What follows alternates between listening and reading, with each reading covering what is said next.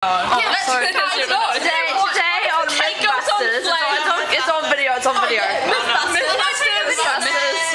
We put a candle in the fridge. All I need is a beret. Are you ready? Wow, 1, 2, 3. Oh, it's still going. Was that the experiment? See what's going on? Let's take a sip through the front of the freezer. Can I put it on the panini? Yeah. Oh yeah, that's not our stuff, so it doesn't matter.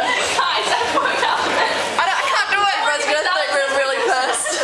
They're a bit more normal than Close it quietly. You just distracted yourself.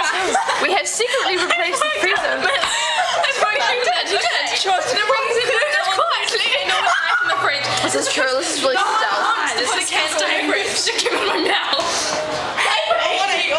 Seriously, why would you put it in? It's like, I feel like, why would you frightened? Brown shrimp. You're a freak. Okay, let's get it out. Let's do it. Come on. Ready. We're ready for the myth unveiled.